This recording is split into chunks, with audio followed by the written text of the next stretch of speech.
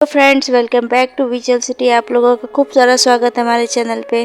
तो आज के वीडियो में हम लोग जानेंगे कि अनंत चतुर्दशी की क्या कथा है, इसके बारे में ही।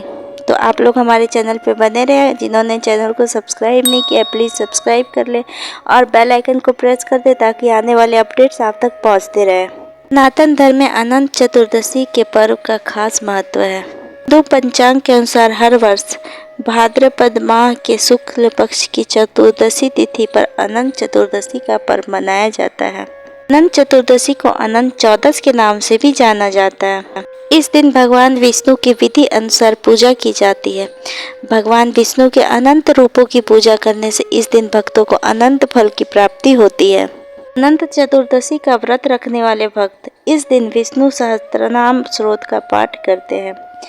इसके साथ इस दिन पौराणिक व्रत कथा भी पढ़ते हैं, जो इस प्रकार से है। एक बार महाराज युधिष्ठिर ने राजसूय यज्ञ किया। उस समय यज्ञ मंडप का निर्माण सुंदर तो था ही, अद्भुत भी था। वह यज्ञ मंडप इतना मनोरम था कि जल एवं थल की भिन्नता प्रतीत ही नहीं होती थी। जल में स्थल तथा स्थल में जल की भांति प्रतीत होती थी।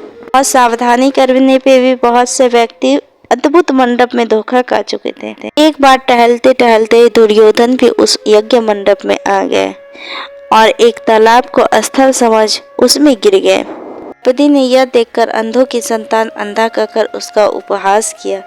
इससे दुर्योधन चिढ़ गया। यह बात उसके हृदय में बाण समान लगी। उसके मन में द्वेष उत्पन्न हो गया और उसने पांडवों से बदला लेने की ठान ली। के मस्तिष्क में उस अपमान का बदला लेने के लिए विचार उपजने लगे। उसने बदला लेने के लिए पांडवों को द्रुत क्रीड़ा में हराकर अपना अपमान का बदला लेने की सोची। उसने पांडवों को जुए में पराजित कर दिया। पराजित होने के प्रतिज्ञा अनुसार पांडवों को 12 वर्ष के लिए वनवास भोगना पड़ा। वन में रहते हुए पांडव अनेक कष्ट सहते रहे। एक दिन भगवान कृष्ण जब मिलने आए तब युधिष्ठिर ने अपना दुख उनसे कहा और दुख दूर करने का उपाय भी पूछा। तब श्री कृष्ण ने कहा, हे युधिष्ठिर, तुम विधि पूर्वक अनंत भगवान का व्रत करो। इससे तुम्हारा सारा कष्ट दूर हो जाएगा और तुम्हारा खोया हुआ राज्य पुनः प्राप्त हो जाएगा। इस संदर्भ में श्री कृष्ण ने उन्हें एक कथा सुनाई जो इस प्रकार से है।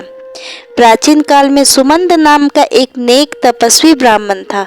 उसकी पत्नी का नाम दीक्षा था। उसकी एक परम सुंदरी धर्मपरायण तथा ज्योतिर्मयी कन्या थी जिसका नाम सुशीला था। सुशीला जब बड़ी हुई तो उसकी माता दीक्षा की मृत्यु हो गई। पत्नी के मरने के बाद सुमंत ने कर्कशा नामक स्त्री से दूसरा विवाह कर लिया और सुशीला का विवाह ब्राह्मण सुमंत ने कौंडिन्य ऋषि के साथ कर दिया।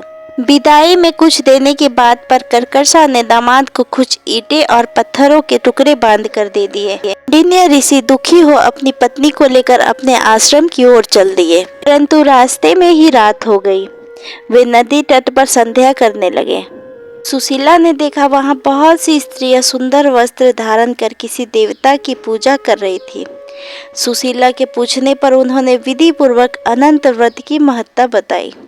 सुशीला ने वहीं उस व्रत का अनुष्ठान किया और 14 गांठों वाला डोर हाथ में बांधकर ऋषि कौंडिल्य के पास आ गई। कौंडिल्य ने सुशीला से डोर के बारे में पूछा तो उसने सारी बात बता दी। उन्होंने डोरे को तोड़कर अग्नि में डाल दिया।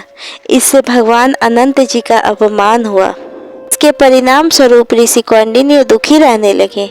उनकी सारी संपत्ति नष्ट हो गई। दरिद्रता का उन्होंने अपनी पत्नी से कारण पूछा तो सुशीला ने अनंत भगवान का डोरा जलाने की बात कही। पश्चाताप करते हुए ऋषि कौंडिन्य अनंत डोर की प्राप्ति के लिए वन में चले गए। वन में कई दिनों तक भटकते भटकते निराश होकर एक दिन भूमि पर गिर पड़े। तब अनंत भगवान प्रकट होकर बोले, हे कौंडिन्य, तुमने मेरा तिरस्कार किया था, उसी से तुम्हें इतना कष्ट भोगना पड़ा। तुम दुखी हुए, अब तुमने पश्चाताप किया है। मैं तुमसे प्रसन्न हूँ। अब तुम घर जाकर विधि पूर्वक अनंत व्रत करो। व्रत करने से तुम्हारा दुख दूर हो जाएगा। तुम धन्य धान से संपन्न हो जाओगे।